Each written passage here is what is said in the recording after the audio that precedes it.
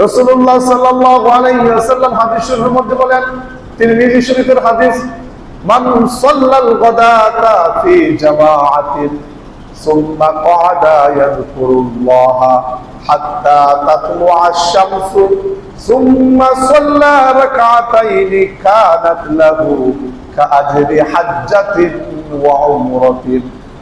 আল্লাহ রাসূল সাল্লাল্লাহু আলাইহি ওয়াসাল্লাম বলেন, কোন ব্যক্তি যদি ফজরের নামাজ জামাতের সাথে আদায় করে, ফজরের নামাজ জামাতের সাথে আদায় করে তারপর সূর্যোদয়ের আগ পর্যন্ত এই মসজিদের মধ্যে বসে জিকির আজকার করে, সূর্য উদয় হওয়ার পর 2 রাকাত নামাজ পড়ে মসজিদ থেকে বের হয়ে যায়, আল্লাহ রাসূল বলেন আল্লাহ তাআলা তার আমলনামার মধ্যে একটি কবুল হজ এবং একটি উমরা হজ্জের নেকি লিখে দেন। সুবহানাল্লাহি ওয়া বিহামদিহি।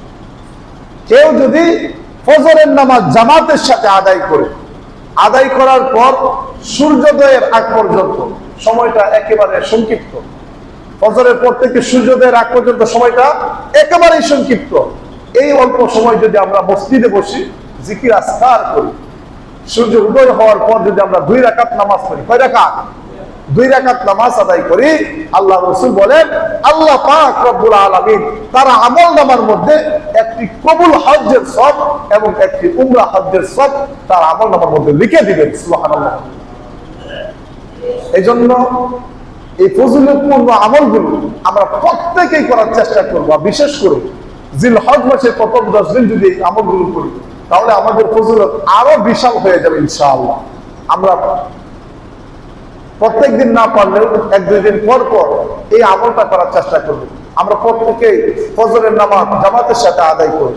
যারা ফজর নামাজ পড়ি, নামাজের পর আমরা একটু মসজিদে বসে জিকির আজকার করলাম, সূর্য উদয় হওয়ার পর 2 রাকাত নামাজ পড়ে মসজিদ থেকে বের হয়ে গেলাম।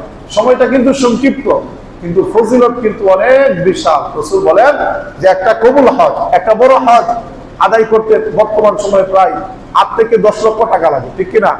একটা বড় হজ আদায় করতে 8 থেকে 10 লক্ষ টাকা লাগে। রাসূল বলেন ফজর নামাজের পর কেউ যদি বসে জিকির আজকার করে 2 রাকাত নামাজ পড়ে মসজিদ থেকে বের হয়, আল্লাহ পাক তার আমলনামায় একটি বড় হজ এবং একটি উমরা হজ তার আমলনামাতে সেই পরিমাণ নেকি তার আমলনামায় লিখে দিবেন। সুবহানাল্লাহ। তাহলে এই ফজিলত আমাদের অর্জন করার দরকার আছে না নাই?